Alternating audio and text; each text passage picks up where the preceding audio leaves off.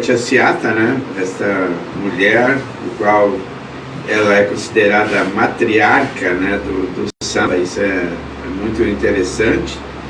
Martinho da Vila cantando, né, esse samba brasileiro. E o nome dela era Hilária Batista de Almeida, nascida em Santo Amaro da Purificação, no Recôncavo Baiano.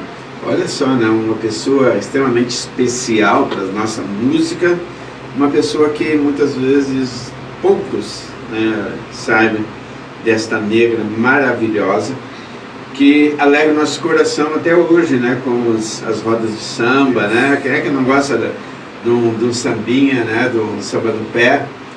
E ela foi, então, na sua casa foi feita esse samba, e esse samba ele se tornou, então, o primeiro samba que foi feito na casa da Tia Seata, né, gravada, e também foi um estouro, né, naquela época. Então foi um sucesso no Brasil, em 1917. Nós esquecemos desses negros maravilhosos. Eu quero trazer à tona esses negros pensantes, negros que fizeram a diferença e negros que vão fazer a diferença ainda na nossa nação, né? Olha, a Tia Seata, em 1854 a 1924, ela deixa esse legado do samba e é considerada a matriarca do samba. Então nós sempre estamos trazendo, né? Nós vamos agora ouvir algumas músicas. Os nossos convidados, um não pôde vir porque passou meio ruim, mal. O outro, ele esqueceu do compromisso, foi para outro compromisso, né? E nós então estamos levando o barco aqui. Eu remo um pouco, o Sandro rema outro, o Marcos rema outro, e espero que nós continuemos com o mesmo inteirinho, o mesmo carinho, o mesmo amor para levar, porque a política não é nova. A política, ela é resultado de pessoas pensantes. Nós temos que pensar, usar o melhor de todos eles e fazer um povo feliz. Vamos ouvir uma música aí, Sandro?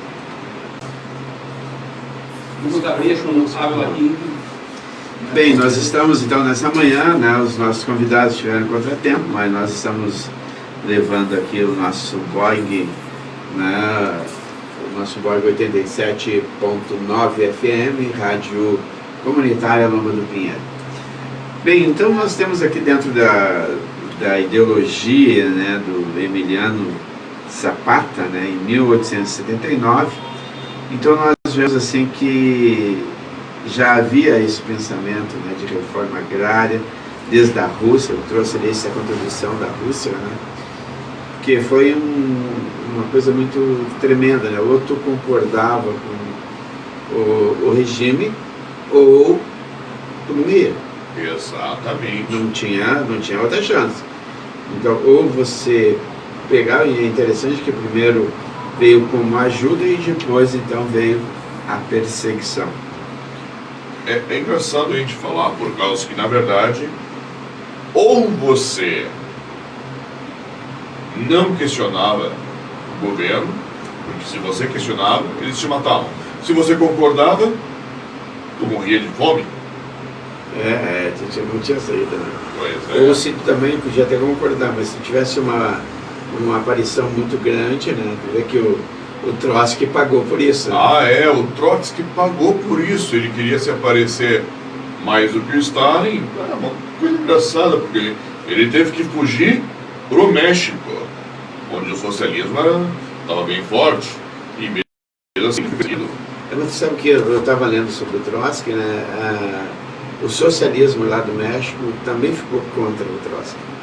Exato. O Trotsky foi bem aceito no começo e depois não foi bem. Tinha uma ala do regime comunista, do partido, que não aceitava.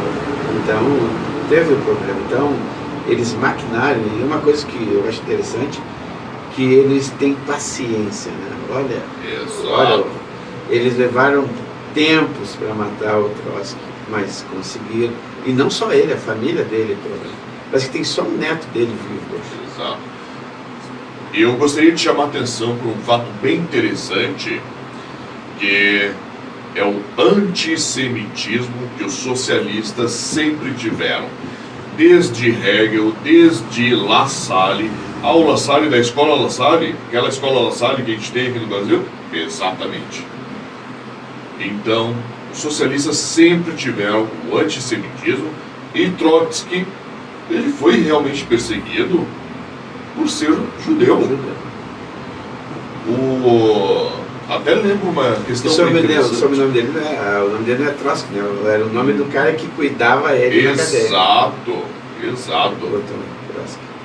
E é bem engraçado porque quando chegaram para Joseph Stalin, o demônio de Joseph Stalin, e mostraram para ele, opa, o Lenin tinha descendência judaica. O Joseph Stalin pegou calmamente as evidências, acendeu um fósforo, começou a queimar as evidências, olhou para a cara da pessoa e falou: se tu falar isso, eu vou te queimar igualzinho. É essa a questão. E tu vê, o Stalin, ele frequentou e foi expulso de um seminário. Exato. A católica deles é diferente, né? Exato. A católica deles, como é que é o nome? Conservadora, não? Como é que é o nome? Não, era mais ortodoxa. Ortodoxa, exatamente, ortodoxa. E ver que ele tinha um ensinamento cristão, né? E não adiantou, né? O amor ao próximo parece que estava dentro daquilo que eu queria, né? O egocentrismo, ele acaba destruindo, né? Realmente. E claro, tu dá um poder pro cara, tu vai ver se ele realmente é teu amigo. Não tem outra forma de tu ver se alguém é teu amigo a não ser dando poder. E daí, quando ele tem o poder, ele vai te mostrar se realmente ele está lutando por aquilo ou não. Exato. Eu gostaria de chamar a atenção de que, quando perguntam a um comunistinho de faculdade, mostra um lugar onde o socialismo deu certo, eles nunca falam da União Soviética, eles nunca falam da China, eles nunca falam da Venezuela. Eles falam, não, porque tal país lá, a Noruega deu certo o socialismo. Não é socialista. Mas a Finlândia é socialista. Não é. Mas Stalin, o socialismo deu certo? Não, nem para quem sobreviveu ao socialismo. O socialismo, ele caiu de podre, na verdade. O socialismo caiu de podre da União Soviética. Eles gastaram todo o dinheiro que eles tinham da cortina de ferro justamente para evitar que Chernobyl literalmente destruísse a União Soviética. A tragédia de Chernobyl, que foi literalmente a explosão da usina nuclear Lenin II, Vladimir Lenin II, que explodiu e tiveram que evacuar a cidade de Pripyat, Chernobyl. Então, o capitalismo, né, ele sobreviveu porque ele se adaptou. Exato. Né? O comunismo não se adaptou. Ele não se adapta. Você se adapta a Eles ele. mudaram, mas mudaram para pior. Porque quem é que hoje tu vê a nossa mocidade, a maioria que é comunista é classe média. Exato. Em que o papai e a mamãe trabalham, certo? Pagam seus estudos, e eles então são os que propagam isso. Né? Exato. Eles não ensinam os seus filhos nas escolas justamente para que eles aprendam a ser socialistas, aprendam a ser comunistas, aprendam a não trabalhar desde sempre. Que belo exemplo, né? E aí nós estamos aqui falando sobre reforma agrária, sobre agronegócio, sobre trabalhar de forma honesta, ganhar seu dinheiro. E tu vê, né, que a balança brasileira ela teve uma parte positiva. Por causa de quem? Do agronegócio. Do agro. Que eles querem destruir. Exato. O Lula chamou o agronegócio de fascista, ignorando que os fascistas eram socialistas e os fascistas eles tinham a sua exigência de reforma agrária e o seu movimento e os seus movimentos laboradores sem terra, que são os trabalhadores sem terra. Mas também, Marco, nós temos que ver algumas derrapadas da direita do capitalismo. Quando os bancos tiravam as terras dos comerciantes, dos plantadores, dos campesinos. Houve isso, né? Houve, não dá para passar pano. Não, foi horrível. Foi. Os bancos pegavam as terras, porque o cara tirava o empréstimo e para plantar. E vamos dizer que desse um problema lá, né? Sol, chuva, sei lá. E os caras tinham hipotecado a terra como garantia. Exato. E os bancos não tinham. Isso os Estados Unidos passou também. Os Estados Unidos passou isso exatamente porque, para evitar que os bancos quebrassem, o governo dava o dinheiro público, o dinheiro das pessoas, para os bancos, para eles não quebrarem. E o que os bancos faziam? Tiravam mais dinheiro e as propriedades, as terras. Tinha as terras das pessoas. Exato. Hoje eu não sei se tem alguma lei, alguma coisa. Sabe, Sandro, aí, dá para dar uma pesquisada aí, sobre, ainda existe hipoteca de terras das pessoas pelos bancos? É bom a gente dar uma pesquisada nisso. Provavelmente existe, porque se existe corrupção, se existe uma armadilha para as pessoas caírem, provavelmente eles ainda utilizam. Então, assim, até nesse governo agora, né, os bancos têm ganhado muito, gente. Eles sempre foram, não é que a gente seja contra o bancário, a gente é contra o banqueiro, né, aquele que, exato, né, que exato. Pega o teu dinheiro, tá, e quer te pagar 0%, né, sendo que ele cobra aí 10%, 15%, até 50%, e até isso é uma coisa louvável, aconteceu nesse governo, que agora as dívidas não podem passar 100%. Mas tinha coisa tremendamente ruim, te lembra? Tu tirava R$50, dava um tempo, tu estava devendo 5 mil. Exato. Que isso, cara? Ninguém é juro sobre juro, porque não sei o quê, a Selic, porque não sei o quê, blá, blá, blá. Eles fazem uma miscelânea de coisa e roubam daquele necessitado. Eu sou contra isso também. Eu acho assim que tudo tem que ter, como eu digo para vocês, existem sim uma classe empresarial que são os nossos vampiros. São os nossos vampiros. E nós temos que trabalhar nisso, não podemos ignorar.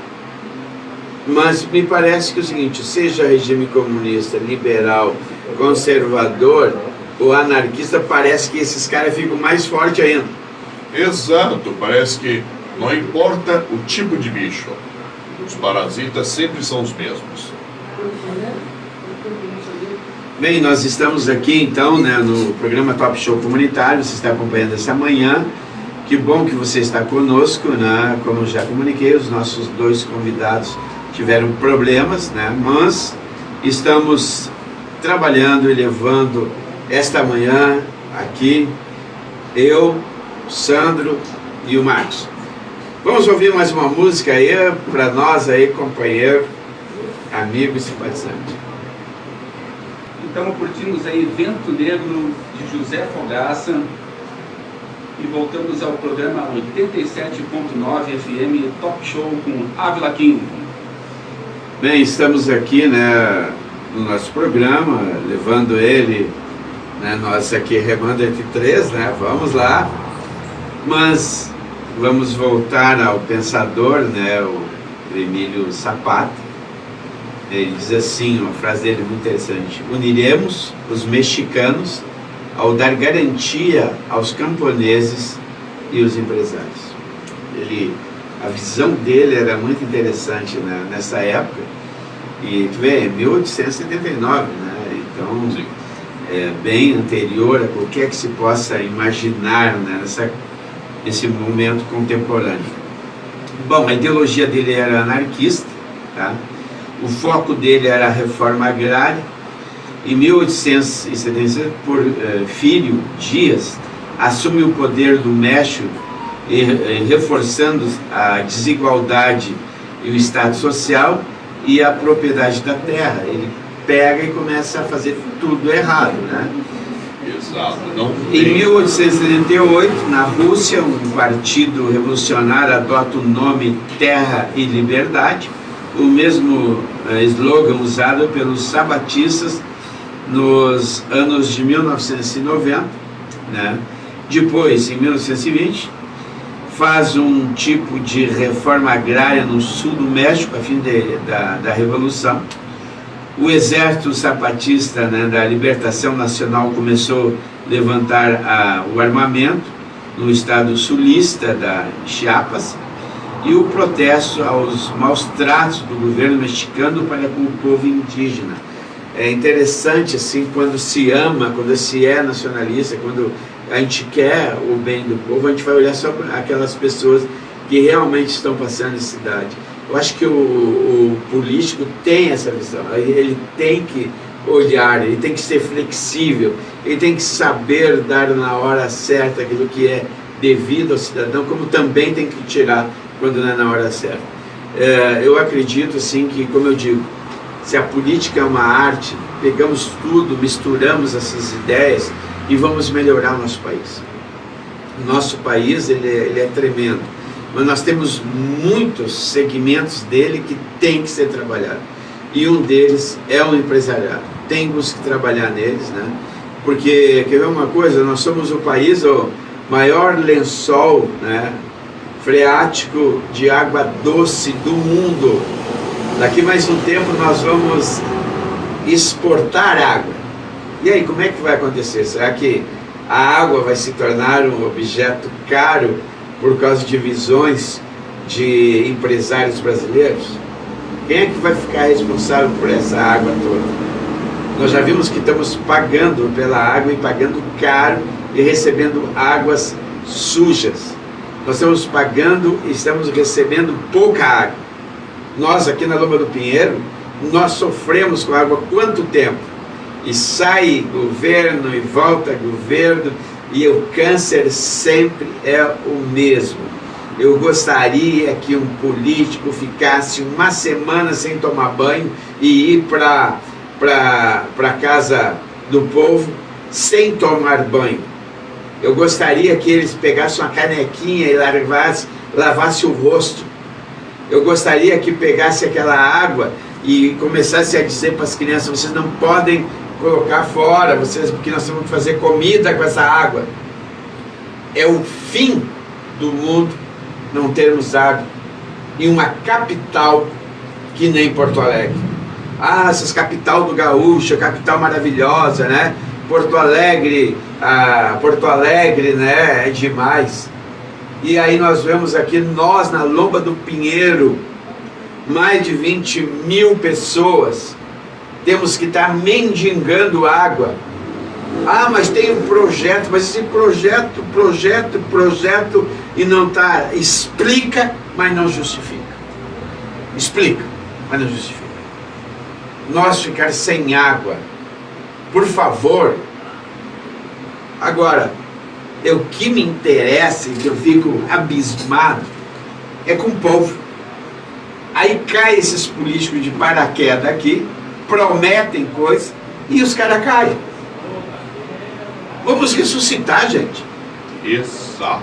Não, político que não cumpre, político tem que ser tirado fora.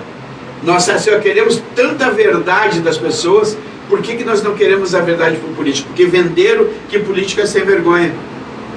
É por causa que o povo quer ouvir coisa que eles não vão pesquisar, eles não vão ver se realmente é viável, eles não vão ver como é que se pode fazer. Não, nós vamos conseguir. Nós vamos conseguir. Fala, Sam. Eu vou colocar mais uma vez, eu sei que eu já falei, mas o SPB, tá? Estudo de Moral e Cívica, ele tanto faz tu gerenciar a tua vida, quanto tu saber da tua vida fora da tua vida, da tua casa, porque o teu país é tão importante para ti, quanto tu gerenciar a tua casa. No momento que uma criança aprende na escola, já como o país dele está sendo gerenciado, ele tem como cobrar, como interagir junto e saber o que está acontecendo politicamente no seu país, no seu estado, na sua cidade. Esse tipo de coisa que está acontecendo agora não aconteceria tão fácil, porque as pessoas iam saber muito mais em quem votar e por que votar e por que estavam votando.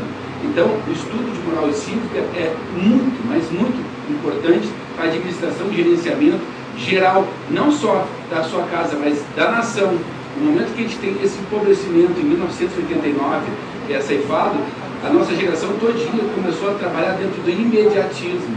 Hoje a gente vive em cima do imediatismo. E o que acontece? Aquelas coisas que realmente assolam, que entristece a nação, então, o que mais se perpetua é falta de segurança, falta de água, falta de esgotamento, de esgoto, escolas sucateadas, que não existe alunos com capacidade de ter amor para aquela escola. Eu vou pintar a minha escola no final do ano, vai ser a escola que vai ganhar uma prêmio da escola mais bonita. Não existe campanhas, encanas, coisas que incentivam, motivam realmente aquela criança a ir para a escola e ter assim, olha, o uniforme mais bonito. Não existe mais aquelas coisas. E nada, tu lembra quando a gente era criança que tinha gincana? Das melhores escolas, não existe mais. A nossa questão toda, ela está relacionada, assim, eu acredito que quando eles querem dar um conhecimento, eles querem dar um conhecimento forte, muito forte. Um conhecimento de palavras arcaicas, palavras difíceis, e o povo não consegue pegar, né? Uma vez eu estava vendo uma palestra, né, e o cara falando sobre a hidrografia, mostrando, né, índice, coisa, e o povo olhando. Aí chegou um outro amigo e disse assim: senhor, só um pouquinho, eu vou explicar para eles o que o senhor está dizendo. Gente, vocês não terão água. Então, às vezes, eles fazem aquele rosário, sendo que deveria ir diretamente. Eu acredito, né, que os meus netos ainda terão água, bastante aqui na Lomba do Pinheiro. Porque, olha, desde que conheço a Lomba do Pinheiro, mais de 8 anos, o câncer é o mesmo. O câncer é o mesmo. Até onde nós vamos ficar com esse câncer? A Lomba do Pinheiro tem que despertar. Nós temos que ter representantes reais daqui. Nós temos que ter gente que realmente quer fazer uma coisa pela Lomba do Pinheiro. Chega de pessoas caírem de paraquedas. Chega de pessoas virem aqui contar uma historinha e o pessoal cair. Nós precisamos realmente ser frontal. Mas eu acredito no povo da Lomba do Pinheiro. Eu acredito que nós teremos surpresas. Nós vamos ter surpresa, porque assim, o político que não fizer, ele vai se dar mal. E esses políticos que vêm de outros lugares prometendo para a Lomba do Pinheiro e depois nunca mais aparecem, também terão a sua paga. Nós estamos crescendo na Lomba do Pinheiro. Nós temos tido vários estudos, várias coisas. Temos conversado com as pessoas. Temos mostrado através da rádio. Nós temos mostrado o caminho. Olha, gente, vamos mudar isso. Porque nós temos que trabalhar com a realidade. Chega de contar a história, né? Promete mundos e fundos e dão só os fundos. Eu acredito que nós vamos melhorar. E eu digo para os políticos: venha passar uma semana na Lomba do Pinheiro sem água. Venha. Mas tu não pode fazer nada a não ser comer. E vai para a Câmara dos Vereadores sujo. Ou vai mais cedo para tomar banho na Câmara dos Vereadores. na Assembleia Legislativa, no governo do Estado. Você só pode tomar banho se você ir mais cedo. Aí você vai ver o que é aquele trabalhador que fica em cima de uma chapa, que carrega um carrinho com tijolo, com areia, ou até mesmo o catador, que está ali fazendo um trabalho, um benefício para todos nós, fazendo a reciclagem. Aí sim, eu direi, olha, realmente, esse político vale a pena. Mas agora, político que está lá e não está vendo a dor do povo, para mim ele não é político. Ele pode ser qualquer coisa, menos político, porque o político quer a felicidade do povo. Vamos ouvir uma música aí? Isso aí. Opa! Então é isso aí, pessoal. 11 horas e 55 minutos, aqui nos 87.9, a rádio da comunidade da Lomba do Pinheiro. Nós ouvimos João Chagas Leite, Ave Sonora. Com vocês, Top Show com Avlaquim. Veja bem, né? Estamos voltando, chegou um dos nossos convidados aqui, o Eduardo. Nós vamos ter uma grande troca de conhecimento. Mas agora, no Contra Fatos, aqui me mandaram agora, né? Quentinha uma notícia. O Dino, o autor da PEC que impede Lewandowski de assumir o Ministério da Justiça. A proposta estabelecida é quarentena de 3 anos para ex-ministro do STF assumir cargo político. No ano de 2009, Flávio Dino, então deputado federal pelo PCB do Maranhão, propôs uma PEC que visava estipular um período de 3 anos de espera para que o ministro do STF pudesse assumir um cargo comissionado ou se candidatarem a cargos eletivos. Agora ele deixou o cargo de ministro da Justiça e Segurança Pública para ocupar a posição do Supremo Tribunal Federal. O caso tivesse sido aprovado, a proposta de emenda constitucional da PEC teria impedido o ex-ministro do Superior Tribunal Federal, STF, Ricardo Lewandowski, que assumisse o cargo de ministro da Justiça, conforme anunciado pelo presidente Luiz Inácio Lula da Silva. Na quinta-feira, dia 12, Lewandowski deixou o STF em março devido à aposentadoria compulsória de 75 anos. Ou seja, desde então, passa a ser 9 meses que, de acordo com a PEC de Dino, não seria tempo suficiente para que o ex-ministro assumisse o cargo do governo petista. Olha só, né? Tiro no pezão. Pois então, aparentemente vai ter algum desdobramento isso, né? A gente espera que a gente sabe que esse governo é capaz de fazer manobras jurídicas inacreditáveis para atingir os objetivos, e a gente acredita que isso vai acontecer em algum momento. O fato de haver essa troca de figurinhas entre eles, e a gente sabe como é que isso funciona dentro do serviço público e dentro do sistema público geral, vai fazer com que inevitavelmente ele assuma esse cargo. Isso é fato. Ele vai assumir esse cargo, de qualquer jeito.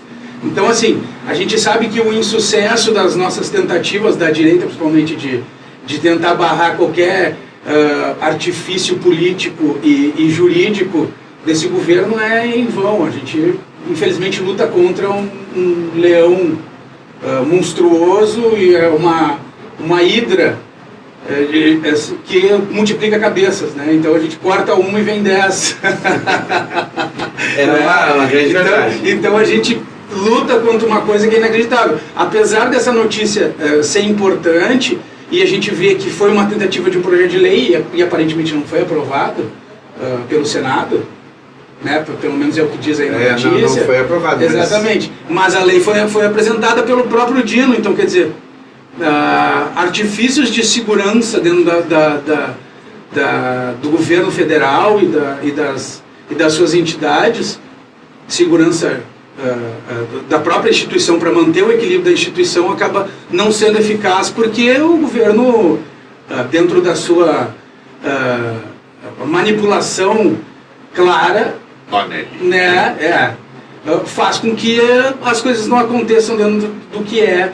O Lula, na própria campanha, falava que não, jamais iria colocar porque achava um absurdo colocar um amigo, uma pessoa do próprio partido, ou uma pessoa conhecida dentro do STF, e a primeira coisa que ele fez foi colocar o braço direito dele, do governo, quer dizer, a mão comunista dele, do governo, dentro do STF. Então, assim, a gente sabe como é que funciona o sistema, a gente sabe como é que funciona esse governo, a gente sabe como é que as coisas são desenvolvidas na estratégia esquerdista, e sabe que tomar as decisões é base 1, né? É o formato de desenvolvimento do projeto deles, projeto de poder.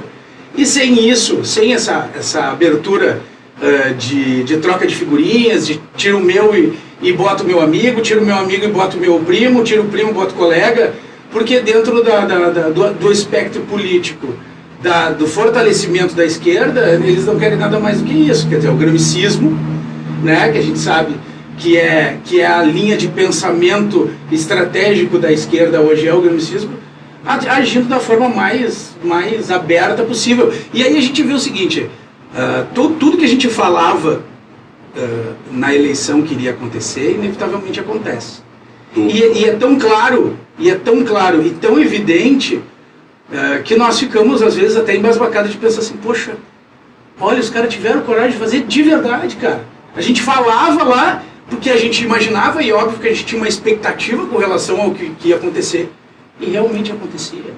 E a gente, né, e está acontecendo, e aí a gente, cada passo que eles dão, nós dizemos, poxa, mas a gente falou que isso ia acontecer. E os caras estão fazendo mesmo, abertamente. E a população não lembra disso.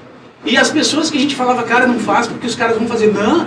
E ainda tem gente de olho fechado pro problema. Pessoas que estão no meio do caminho, que não estão nem no aspecto da direita nem da esquerda, ou que não se posicionam diretamente politicamente, mas que estão dentro desse limbo político, dessa falta de instrução e tal, e a gente sabe como é que isso funciona, que estão vendo as coisas acontecerem, mas não entendem o tamanho da guerra, não entendem o tamanho do problema, e não percebem que a gente está por um caminho inevitável para um fim, e eu digo um fim que é o fim objetivo da esquerda, de alcançar uma coisa que é a tomada de poder permanente. A gente vai ter uma tomada de poder permanente. A gente vai conseguir continuar nos manifestando de forma clara e aberta no país. A gente vai continuar, quer dizer, as ferramentas estão sendo construídas, né, e algumas desconstruídas para que a gente, para que nós, que hoje nos manifestamos de forma aberta e clara a favor da democracia, daquilo que a gente acha que é o certo, para um caminho onde a gente não vai conseguir falar mais. Então, assim, todo mundo fala e coisas são feitas, e eu acredito que tem coisas que são feitas já planejadas, como foi o 8 de janeiro, eu falo isso abertamente, para a gente poder chegar num caminho de não conseguir mais falar e se manifestar, e hoje a direita se manifestar é um problema. A gente teve a última manifestação aqui em Porto Alegre, extremamente pequena, porque as pessoas têm medo de sair na rua. Eu vou comentar até uma coisa para chamar atenção, deixar. A questão é, dia 8 agora, as pessoas foram às ruas, foram na Guete e foram à frente ali do Palácio da Piratini se manifestar pelos inocentes que estão presos no 8 de janeiro. E o Lula fazendo justamente ali a manifestação dele, comemorando que nós somos a democracia. Inclusive, nesse momento estava o nosso governador, Eduardo Leite, ao ladinho do Lula. Aí, essa galera estava chamando a gente de terrorista. O que aconteceu no dia 9? Os terroristas de verdade, lá no Equador, tocaram terror, senhoras e senhores, invadiram emissoras de TV, tocaram fogo em cima dos carros, mataram pessoas, e o governo Lula não chamou esses caras de terroristas? E a Globo não vai falar nada? Não vai falar nada. Na hora que foi este governo Lula apoiar o Hamas, eles não se referiram ao Hamas como terroristas. mesmo o Hamas estando matando pessoas inocentes, cometendo os piores tipos de crimes contra mulheres inocentes. Cadê esse ministro para falar sobre as mulheres que foram atacadas, hein? Pois então, Márcio, se tu me permites, é o seguinte... Permito, fala. Nós temos a narrativa, como disse o Lula. Narrativa. A narrativa, ela é extremamente forte quando tu tem os meios de comunicação à tua disposição. A partir do momento que tu tem os meios de comunicação, tu fala o que tu quer.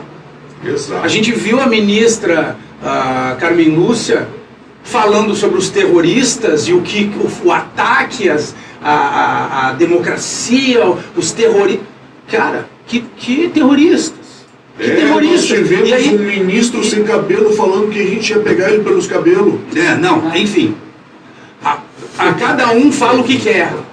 Né? Cada um fala o que quer. E simplesmente aberto a todo mundo, simplesmente o argumento hoje, a narrativa, ela é jogada da forma como eles querem. O que acontece? Eles jogam a narrativa, nós jogamos a verdade e somos punidos por isso. Exato. Eles jogam outra narrativa, nós jogamos a verdade e somos punidos por isso. Narrativa, Quando eles jogam... né? Exatamente. Quando isso chama frame.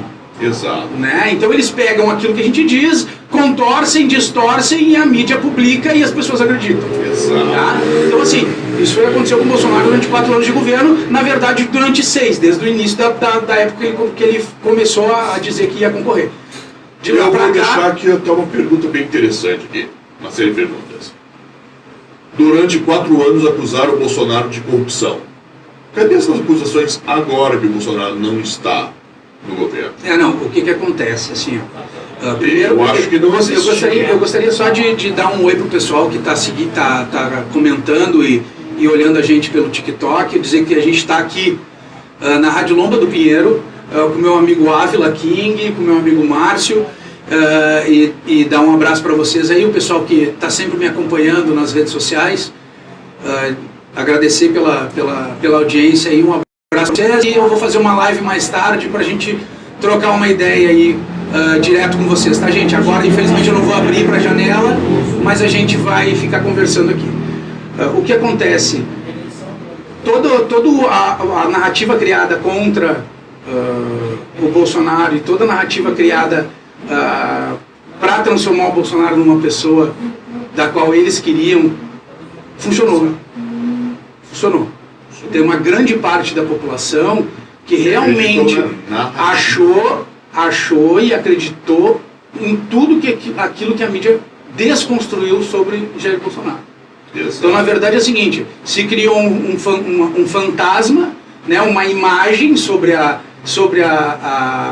imagem real de Bolsonaro, e muitas pessoas acreditam naquilo ali e votaram no Lula e na sua trupe, na sua gangue, dizendo que era dizendo contra que Bolsonaro, dizendo que não, e a corrupção, e a corrupção voltou. A corrupção, cara, a corrupção não é importante. Tu entende que a corrupção não é importante? Por que a corrupção não é importante? Porque as pessoas não entendem corrupção. A grande massa não entende corrupção. A corrupção não é importante. Não entende corrupção. Faz o L. A grande massa não entende corrupção por quê? Porque eles não sentem isso como um problema que atinge diretamente eles. Tu tá entendendo? Assim como a gente, quando fala de economia, mudança na economia, até quando a gente fala de impostos, Ávila, até quando a gente fala de impostos, vai aumentar imposto.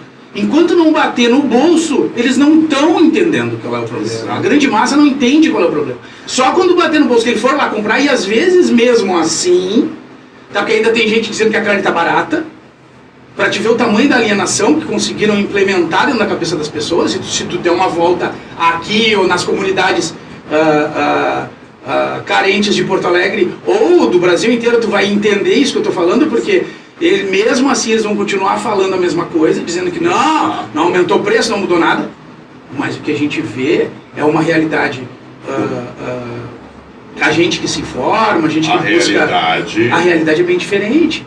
A gente tem mudanças na economia, a gente tem mudanças na segurança, a gente tem mudanças no comportamento da população, a gente tem mudanças no comportamento do governo, a gente não tem mais exemplo. Eu estava vindo no caminho, e o caminho foi longo, ouvindo vocês falar de educação e tal, mudanças na educação, o que a gente precisa e o que a gente não precisa, a questão do SPB. Então, assim, a gente tinha, quando a gente era lá na década de 80, né, a Educação Moral e Cívica e o SPB, né? Essas duas matérias dentro da nossa escola, uma nos ensinava a ser cidadão e a outra nos ensinava a conhecer a vida como ela é dentro de uma comunidade. Então, a ser cidadão era cantar o hino, era entender a bandeira, era saber o que é pátria, era saber quais são as responsabilidades, como é que o governo é dividido, quem cuida de quem. Isso era o SPB. Educação Moral e Cívica. O SPB era tu saber o que era o dinheiro, de onde ele vinha, o que era moeda. E hoje não se ensina, não existe dentro da escola, meu amigo. Eu só queria trazer essa notícia aqui, que é muito interessante, vamos lá. Porque nós estamos prestes a isso. Olha só. Milei, presidente da Argentina, quer mandar tropas para ajudar o presidente do Equador, e os Estados Unidos também oferecem. Argentina, Colômbia e Bolívia se unem para combater as facções criminosas no Equador. Olha que notícia interessante. Sim. Tá? A ministra de Segurança da Argentina, né, quer enviar as tropas de segurança, né, para auxiliar o Equador na luta contra grupos criminosos. Além disso, o presidente da Colômbia, Gustavo Petro, e da Bolívia, Luiz Arce, também ofereceram seu apoio ao presidente Daniel Noboa, que declarou estado de conflito armado interno no Equador após recente episódio de violência. Olha essa questão aqui. Nós estamos prestes a isso aqui no Brasil. Quem acompanhou aquele vídeo onde o cidadão que matou o sargento recebeu o cafezinho, desligar o ar-condicionado, o advogado deu o seu casaco por causa de uma vítima da sociedade. Agora eu queria ver aquele que morreu, aquele cidadão que morreu, se os direitos humanos foram lá. Nós estamos criando exatamente isso que está acontecendo no Equador, certo? Nós estamos vivendo algo muito semelhante, porque assim, cada vez mais as facções estão ficando fortes. A polícia não vai conseguir. E outra, aqui no Rio Grande do Sul, a brigada e a polícia civil bate de frente, por isso que eles nunca conseguiram. Mas do jeito que está indo, essas facções criminosas, elas vão chegar em tal tamanho, porque eles já estão pegando juízes, estão pegando em todas as áreas da sociedade, tem um representante deles. É a máfia brasileira. Aonde nós vamos chegar? Aí vão ter que pedir auxílio para outros países também. Se tu não cortar o mal pela raiz, não adianta, ele vai nascer. Quando milhares e milhares de presidiários batem palma porque um presidente ganhou. O que acontece? A gente tem um governo aí que, assim como todos, gere pelo exemplo. É isso. A gente tem um governo que gere pelo exemplo. A população e a massa vai seguir o exemplo que estão dando. Qual é o exemplo que a gente tem hoje do governo? É um governo que já foi preso. Nós tivemos aí toda a cúpula do PT. Hoje eu estava vendo aquela lista, né? João Bacari Neto. Toda a cúpula do PT. João Bacari Neto, né? Ex-presidentes, presidentes, Senado, tesoureiro, enfim, tivemos todo. Aí o que tu tem hoje no governo? Tu tem ex-presidiários, estão lá, e qual é o exemplo que tu tem? Mas de qualquer forma, existe um grande esforço das forças de segurança para tentar manter a ordem, e nós temos o judiciário que solta. Por isso que eu digo para vocês assim, gente, toda vez que eu falo falo dos problemas que a gente enfrenta hoje, A gente não pode debater esses problemas como se eles fossem aqui rasamente. A gente tem que entender qual é a profundidade desse problema. Toda vez que eu falo de lutar contra uma postura ditatorial, uma manipulação da educação, da cultura, das redes de informação, eu falo que a gente precisa olhar a floresta e não a árvore. Qual é o grande problema? O grande problema é que a gente não olha só, a gente não pode olhar só o que vem sendo entregue aqui. A gente tem que olhar a profundidade. Aonde é que está a profundidade? A profundidade está lá na base do ensino fundamental, que não acontece de forma adequada. Ontem eu tenho um projeto que eu estava complementando ele ontem, e eu fui atrás de números da educação. Tá? Os números da educação são devastadores. São devastadores. O PISA nos mostra que a gente está abaixo de países de extrema pobreza. Aí eu fui do mundo ideal. O mundo ideal hoje é Singapura. Certo? O que é o mundo ideal? O mundo ideal é o melhor. Quando a gente vai se espelhar em alguma coisa e buscar excelência, a gente tem que olhar o melhor. A gente não tem que olhar o cara que está na nossa frente. O cara que está na nossa frente não me interessa. Eu quero saber quem é o top aqui. Exato. Eu vou me espelhar nele, eu vou buscar ele. Hoje é Singapura. Tá? O que Singapura tem de diferente da gente? Por que Singapura é melhor? Por que eles foram o primeiro no PISA? Por que a educação deles é a melhor do mundo hoje em termos de avaliação de matemática, de leitura, de desenvolvimento social? Por quê?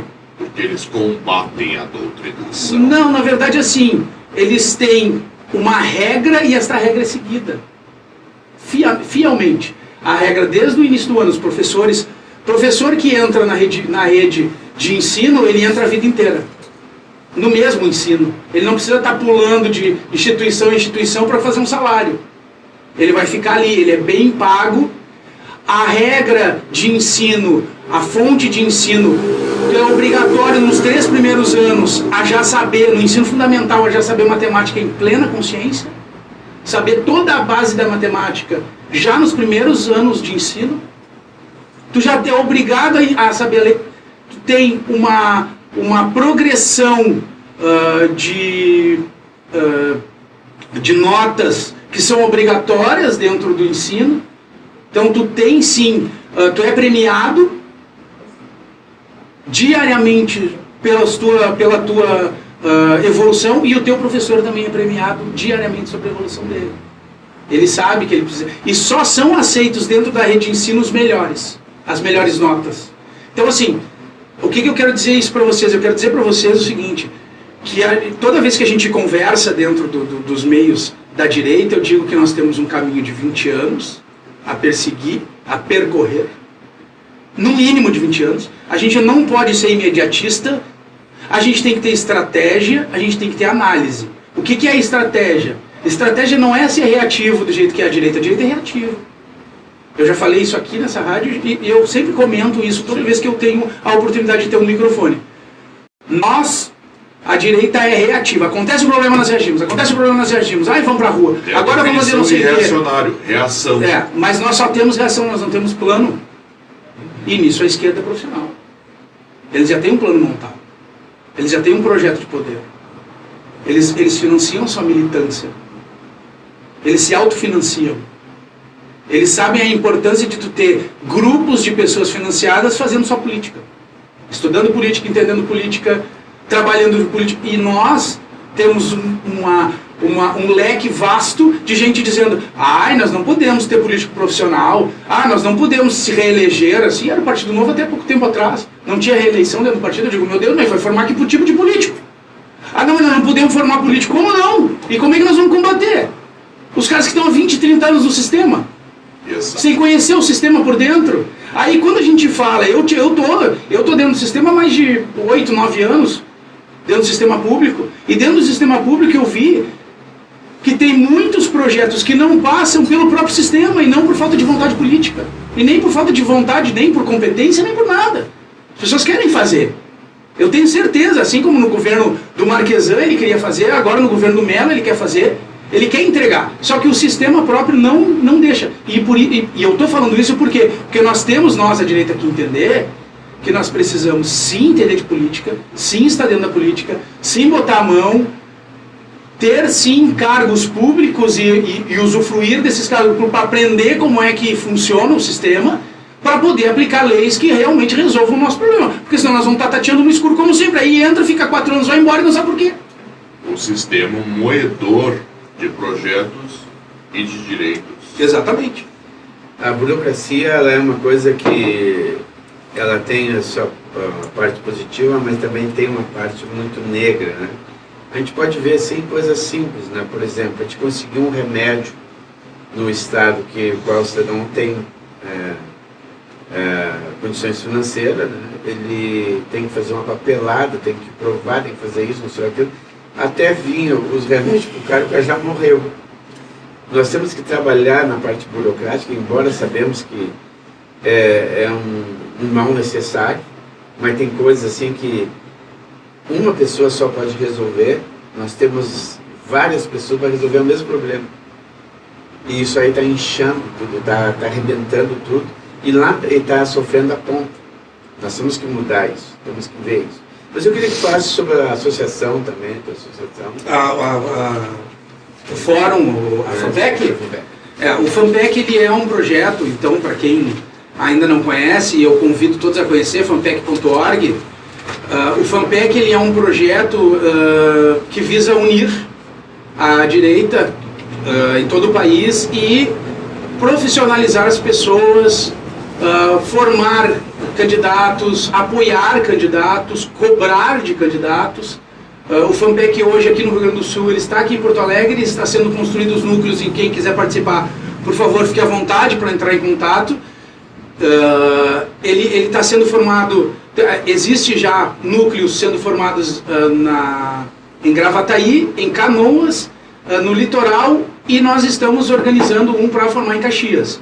Tá? Então, assim, ele está crescendo aqui no Rio Grande do Sul. Hoje ele tem em vários estados do Brasil e tem também em Portugal e na Espanha.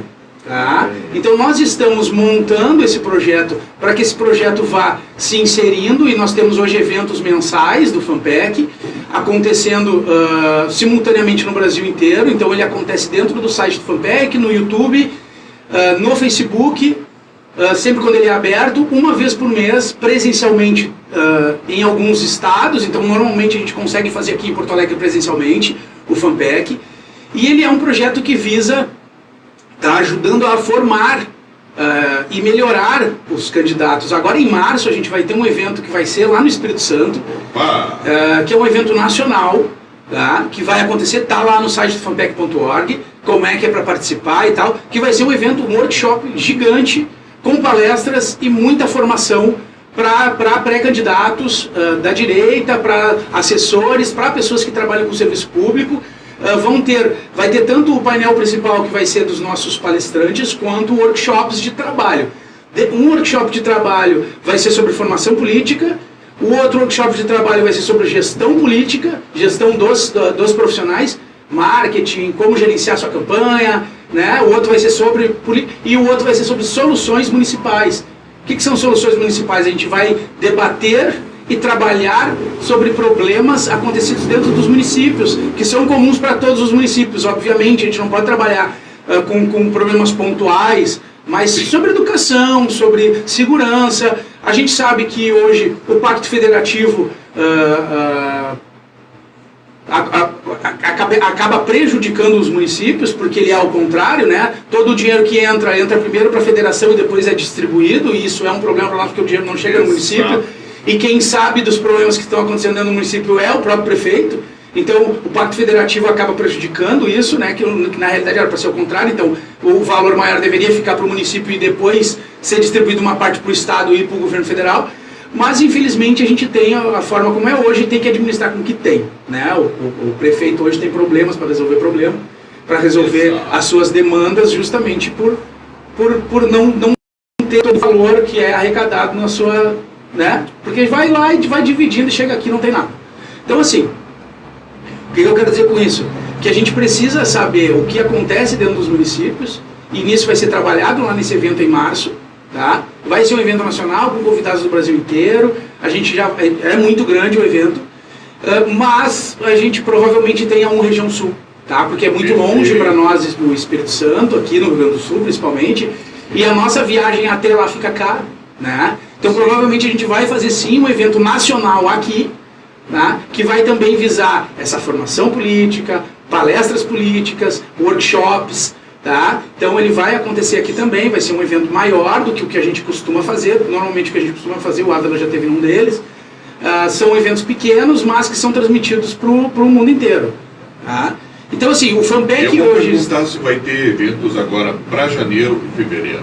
Janeiro nós não vamos ter, até porque a programação já está apertada, mas fevereiro nós vamos ter um no litoral, porque está todo mundo lá, né? A gente sabe, todo mundo não, mas uma grande parte da população se retira para tirar férias e vai para o litoral. Na praia. Então a gente vai ter um evento justamente para a apresentação do nosso núcleo no litoral, tá?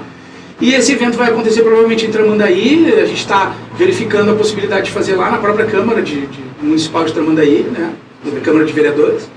Então assim, a gente está programando eventos em fevereiro, depois nós teremos este em março, que vai ser o nacional, e abril, maio, junho, todo mês terá evento. A partir de agora o nosso foco será ajudar a população a entender o seu voto e votar de forma correta, porque o que acontece? Normalmente a gente tem o voto, ele não é dividido corretamente, então vai muito voto para aquele cara que vai ganhar, que todo mundo conhece, que é o Estrela. Isso. E vai pouco voto para os outros da direita. A gente precisa organizar as pessoas para que elas votem de forma correta e o máximo possível dos nossos conseguir entrar.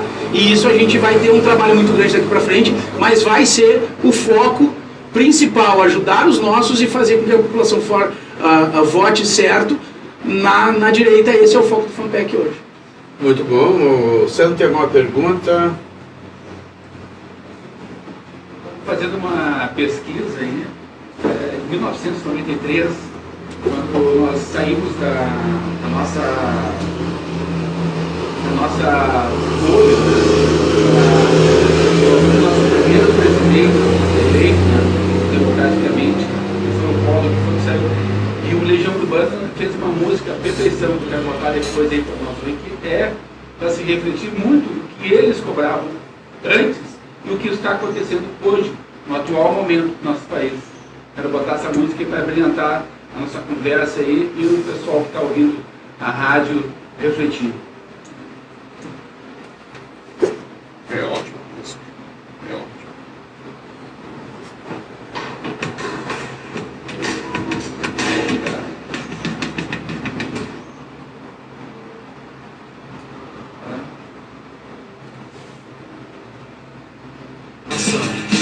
Vamos celebrar em 31. Aí.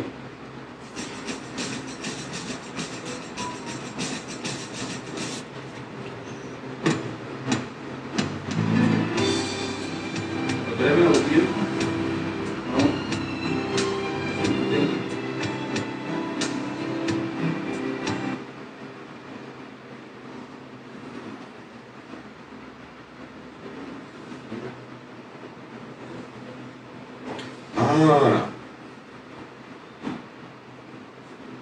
Eu acho que é importante mencionar depois que a Michele Bolsonaro, ela foi ameaçada, não só a Michele Bolsonaro, mas a Ana Carolina, a Bárbara, que tinha tantos aí, duas mulheres de direito foram ameaçadas nessa semana pela esquerda.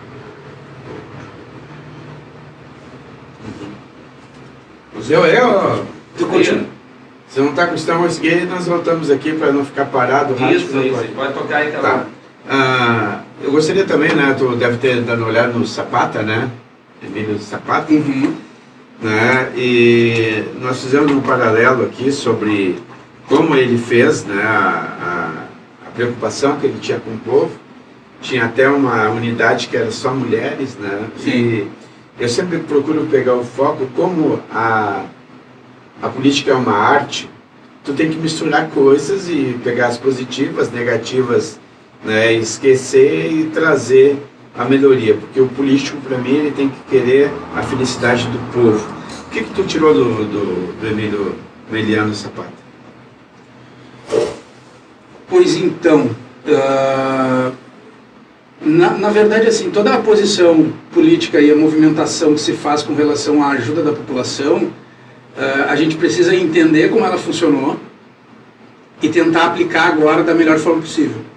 Né? A gente tem as teorias, elas servem de base para a gente conseguir implantar. Às vezes a gente vê uma discussão acontecendo dentro dos meios, falando, mas o fulano disse que não sei quem em 1900. Cara, 1900 já foi, né? Então, quer dizer, hoje nós vivemos uma realidade onde a possibilidade de transformação ela é totalmente diferente de antigamente.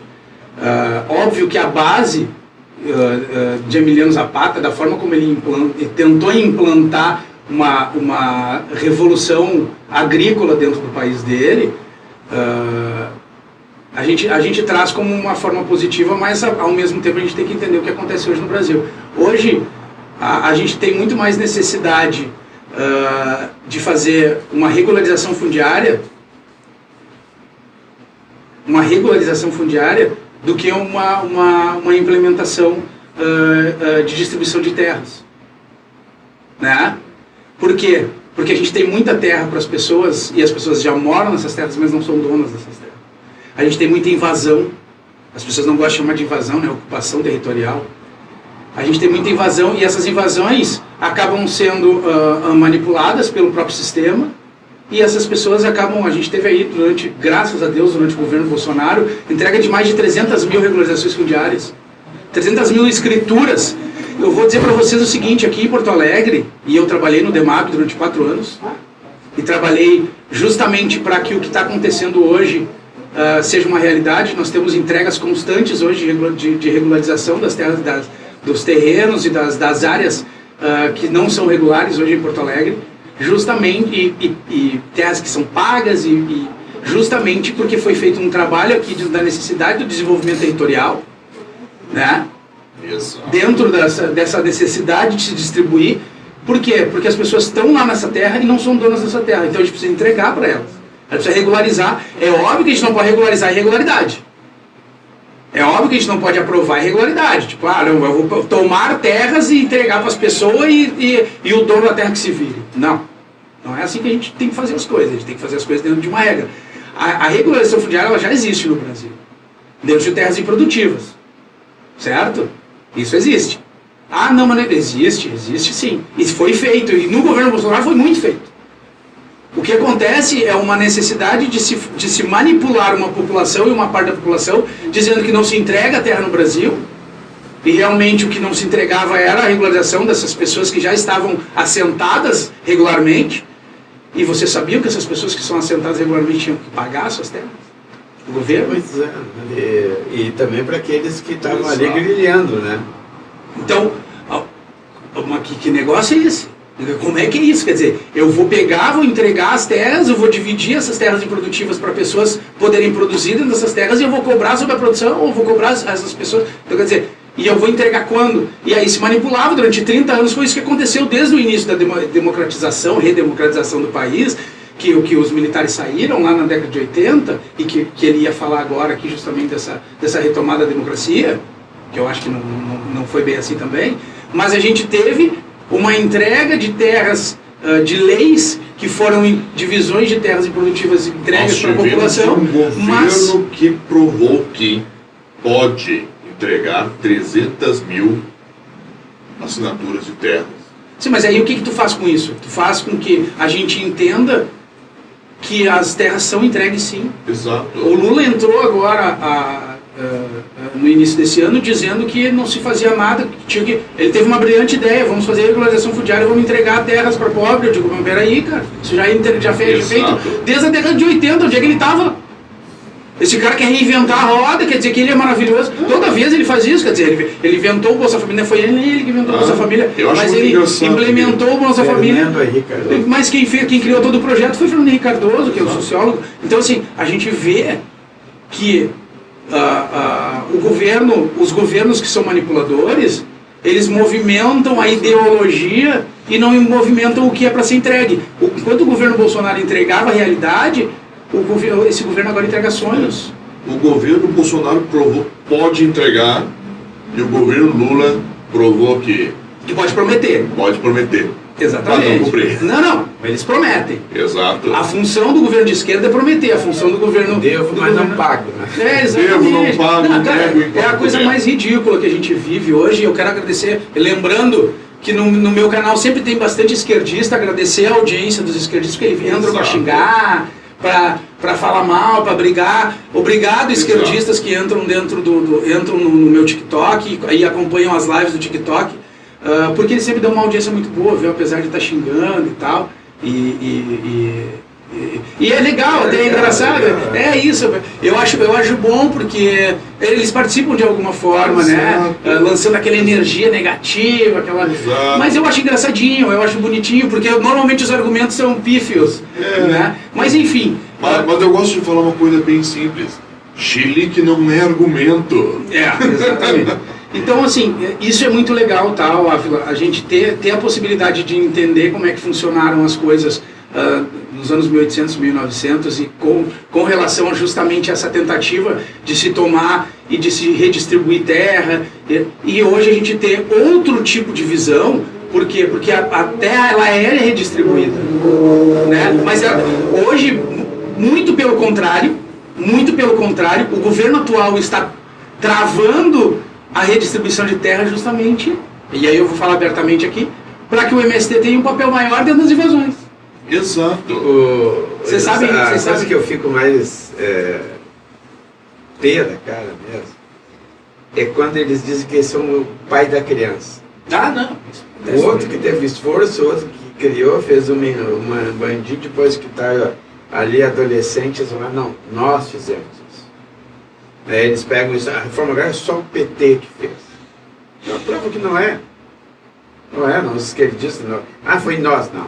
Olha um pouquinho. Agora, assim, ó, é muito fácil eu pegar e levar tuas terras, as tuas, e repartir com os pobres. Agora, eu pegar as minhas terras e repartir com os pobres, é outros 500. Mas é aquela velha máxima do socialismo, que é assim, ó, fazer caridade com o dinheiro dos outros. Que é o que faz o governo e que é o que faz o socialismo. Eles fazem caridade, benesses, bondades com projetos e dinheiro dos outros. Exato. O Rolex da vida, né? Vamos ter Rolex. Distribuir as misérias. Ontem mesmo eu estava vendo um vídeo que normalmente o pessoal faz de comparação, né? Do Bolsonaro lá comendo num padelão e tal, pegando comida, num padelão, sentando... E o Lula falando, porque eu como comida de hotel, sabe que é ruim, né? Não é boa comida de hotel 5 estrelas. A gente viaja pelo mundo, aí eu não consigo sair na rua para comer. Porque aí enquanto um desce para comer pizza na rua, numa banquinha de rua, o outro, não, mas porque eu não desço, porque eu não gosto de restaurante, porque restaurante... cara, aí eu não entendo numa população que defende uma pessoa dessas. Eu falei sobre isso, né? Eu disse assim, será que ele se lembra, né? Quando ele sujava a roupa dele lá nos tornos, quando ele tinha um sapato só, uma calça só, andava com o uniforme das empresas, na época que ele perdeu um dedo lá, será que ele lembra disso? Ele lembra, mas ele não quer mais, né? Ele lembra, mas ele não quer mais. Ele não quer para os outros, não. Isso não serve para ele mais. Na época que ele trabalhava mais de 40 anos atrás. Qual é o objetivo? E aí eu vou fazer uma pergunta para vocês. Qual é o objetivo do discurso do Lula? Tá? E aí vocês têm que entender o que ele fala. Vocês têm que entender o que ele fala. Qual é o objetivo, meus colegas, do discurso do Lula quando ele fala que o metalúrgico está melhorando de vida porque está estudando e não vota mais nele? Não vota mais na esquerda. Qual é o objetivo? Qual é o fundo disso? Qual é a intenção dele?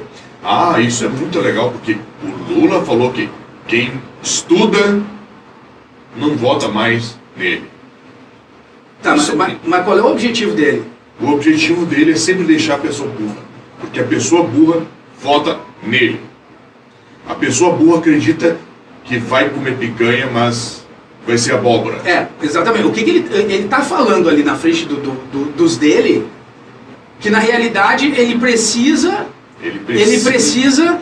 mudar a forma da linguagem como eles se comunicam para que as pessoas de melhor renda votem neles. Isso é o que ele está falando da boca para fora.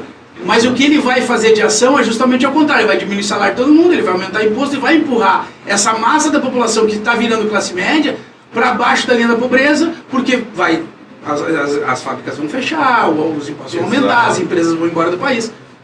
Entende? Então a classe média vai para a classe pobre e a classe pobre vai para a classe miserável. Eu acredito que igualdade não existe. Não existe. Porque se tivesse igualdade, Deus tinha feito todo mundo com a mesma cara, com o mesmo porte, né? Se a própria natureza já mostra que não somos iguais, tanto na fauna como em qualquer outra manifestação da ciência, por que os caras querem fazer isso? Como é que eu vou agarrar um cara que não quer fazer nada, né? Eu gosto muito do Nietzsche, porque o Nietzsche é um filósofo assim que é frontal, né? Ele diz assim, olha, existe aquele que quer voar e aquele que só quer viver. E os dois estão certos. Não, mas eles querem pegar e aprisionar os que querem voar. Cara, não vai dar certo. Pega um passarinho aí da natureza e bota dentro de uma gaiola, vai te ver. Ele vai se matar. Porque ele nasceu para voar, ele nasceu para ver além do que os outros enxergam. E claro que ele olhando além, ele vai puxar aqueles que só querem viver. Não, peraí, o fulano foi até lá. Vamos também junto. Assim é a minha visão. Mas nós vamos passar para o último quadro. Tá? Eu não entendi o que tu colocou lá, Sandro. Pode dizer para nós? Esse radialista de pato branco, né? Pato branco, né? Ele fala muito bem o que é um presidente que faz uso de todinha a máquina pública a seu favor. Ele fala muito bem, eu acho que vale a pena botar ele para te ouvir. Não, botar ele não, só depois que nós ouvimos, tá? Mas o teu comentário já valeu a pena. Eu não gosto de botar no ar coisas que eu não vi antes, tá? Então, o que é muito perigoso tu colocar uma coisa, mesmo que ele tenha falando a verdade, porque está um monte de verdade na internet, mas nós sabemos que algumas verdades podem trazer algum comentário pode ser maldoso, e depois a rádio ela é responsável e os comunicadores aqui também são responsáveis. Exato. Então eu sempre peço assim, não me traga coisa que nós não possamos ter palpável, ou se eu olhar antes, analisar, se ver se realmente. Não é que eu seja um super, mas pelo menos eu sei definir alguma coisa, né, para livrar. Eu gostaria que então, eu vou te dar 5 minutos para te falar o que quiser, já mandar abraço para a Amada, para o Periquito lá. Edu, é um prazer, uma pena que não estava desde o começo aqui, Eduardo, conosco, mas eu sei que teve seus problemas. Também o professor Padilha, que está conosco, também não pôde vir, né? E daí eu e o Márcio e o Sandro levamos o navio conforme deu. Mas nós gostaríamos então que tu em 5 minutos falasse o que tu quisesse. Bom, primeiro eu quero agradecer a audiência e pedir desculpas à audiência pelo atraso aí. Infelizmente a gente tem coisas que a gente não consegue controlar. Dizer que agradecer ao convite sempre, Ávila. Obrigado, é a segunda vez que eu estou aqui, é sempre um prazer comparecer à rádio e poder explanar aquilo que a gente aprende aí durante a vida política e a vida pública e na parte da gestão, que é o meu mote, planejamento estratégico e tal, e dizer que a gente está à disposição aí no FAMPEC, mandar um abraço aí para todo mundo que está olhando e está acompanhando o programa, e dizer que a gente está à disposição aí, o FAMPEC, eu como pessoa pública, dentro do meu Instagram lá, eu e do Lucas, estou à disposição então para o que vocês precisarem. Quem quiser conhecer um pouco mais aí do trabalho que a gente desenvolve no FAMPEC, é fampec.org, e nas redes sociais FAMPEC, tem o FAMPEC RS aí que está sendo formado e está crescendo cada vez mais, também fiquem à vontade para participar, e dizer que é sempre um prazer aí, Ávila, estar podendo vir debater política, debater conhecimento público, debater aquilo que a gente vive, né, dentro da área da política, e poder trazer informação para as pessoas, a grande maioria às vezes não entende e não sabe aquilo que a gente que está acontecendo no país, não consegue enxergar tudo, e a nossa obrigação é justamente poder esclarecer algumas coisas que acontecem, de forma mais aberta e poder transformar o conhecimento, e é isso que a gente tenta fazer aqui, o conhecimento, a cultura, transformar numa linguagem mais simples e mais coloquial, para que a gente consiga levar para as pessoas consigam entender. A gente tem uma obrigação muito grande sobre aquilo que a gente fala, então a gente também precisa ter, e eu concordo contigo, muito cuidado sobre o que a gente leva para as pessoas. Eu acredito que uma grande parte da mídia hoje não tem mais essa responsabilidade, né, de estar trazendo a verdade, de estar trazendo a coisa, a notícia como ela é, mas sim manipulando, e a manipulação é um problema muito sério. A gente sabe que isso acontece há muitos anos, mas a nossa obrigação é trazer a verdade aí e trazer a coisa da forma correta, de forma séria, né, para que a gente possa traduzir para as pessoas o que realmente está acontecendo nesse país, que é uma coisa muito prejudicial. É isso aí, muito obrigado Márcio, muito obrigado Ávila, muito obrigado Sandro. Mas venceremos, né, Eduardo? Venceremos, como eu estava falando antes, vai demorar, tá? A gente precisa de estratégia. Enquanto a gente não entender que a gente precisa de estratégia, de plano, de projeto, entender que nada é imediatista, nada é para hoje, não existe revolução, tá? A revolução ela tem que ser tomada com calma. A nossa diferença, como eu falei antes, é que a gente é imediatista e a gente é reacionário, né? Mas a gente, enquanto o outro lado não tem pressa, tá? Então a gente precisa entender que as coisas não são construídas assim. O nosso político perfeito não existe. Nós estamos formando um cara bom e o cara bom não está pronto ainda, tá? Então a gente tem muito tempo ainda pela frente, mínimo 20 anos aí, que a gente precisa entender o processo, estudar sobre o processo, ter pessoas que estejam sim sendo financiadas pela direita para estudar o processo, e a gente precisa entender isso também, que a gente precisa formar militância.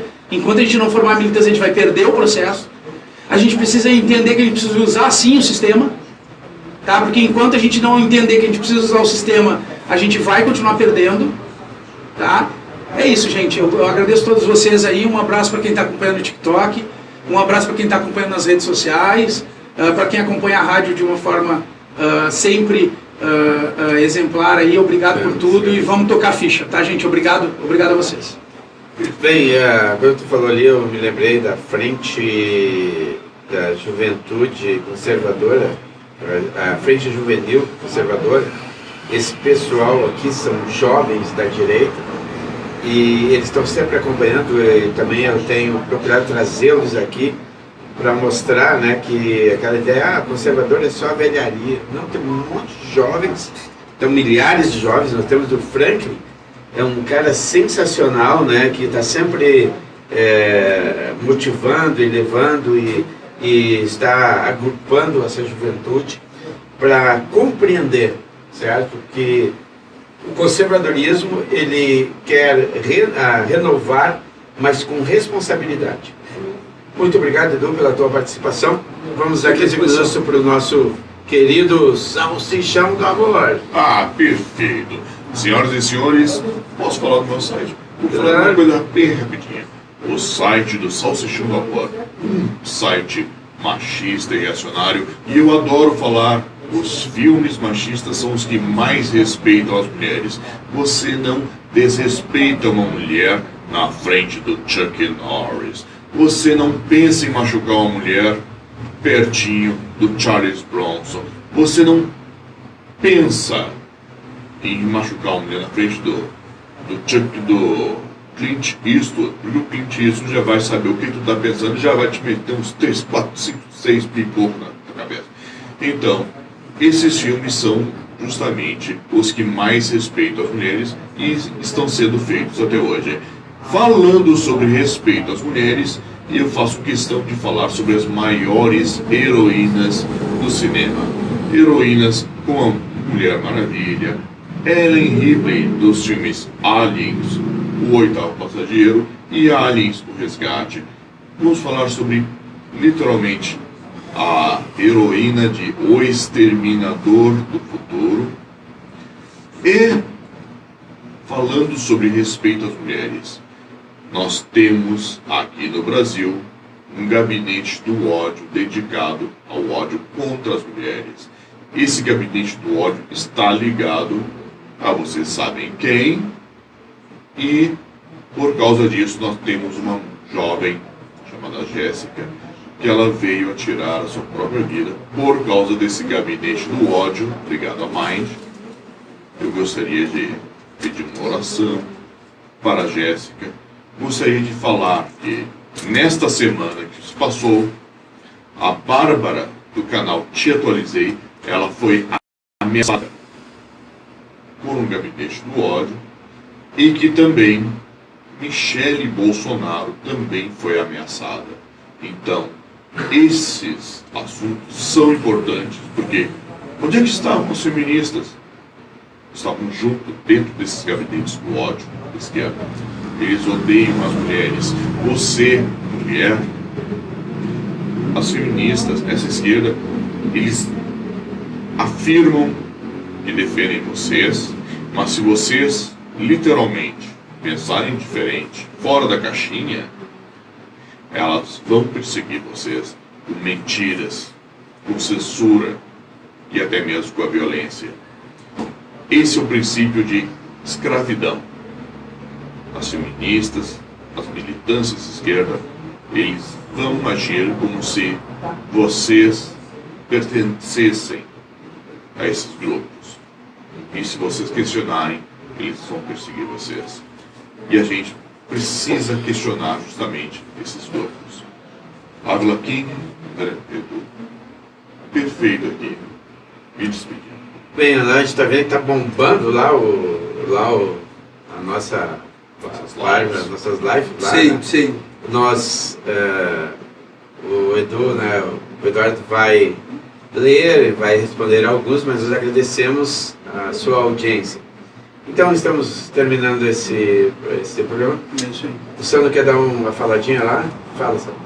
Eu quero só abrilhantar o programa no final com uma música que foi criada há 30 anos atrás, em 1993, do Renato Russo, do Marcelo Confato, do Gato, e fala atualmente, resultado desses 30 anos, hoje, né, essa música é tão atual quanto hoje. Eu queria depois fechar o programa com essa música. E tu sabe, até aqui no seu contrafato, aproveitando aqui, o filho do Renato Russo quer processar o pessoal da direita que usa as músicas do pai dele. Olha só que aonde nós chegamos. Uma coisa boa, feito pro povo, um cara extremamente inteligente. Ele não conhece o próprio pai, né? Não conhece o próprio pai, exatamente aqui, ó. O pai dele, Renato Russo, entra na justiça e promete processar influenciadores da direita. Tá? O filho do Renato Russo quer processar os produtores de conteúdos por uso político da música no TikTok. Ah, pelo amor de Deus, deixa o que é bom ser programado. Mesmo que se fosse um da esquerda, ele estava levantando a bandeirinha. Todo mundo sabe que Renato Russo era notoriamente capitalista, então... Né? Todo mundo que conhece Renato Russo sabe que ele era capitalista. Sim. Um abraço a todos, então. Fim do nosso programa. Ficamos com Renato Russo. Isso. Perfeição. Dancinha de TikTok ou dancinha de TikTok? Eu vou tirar justamente porque para não ter problema com direito.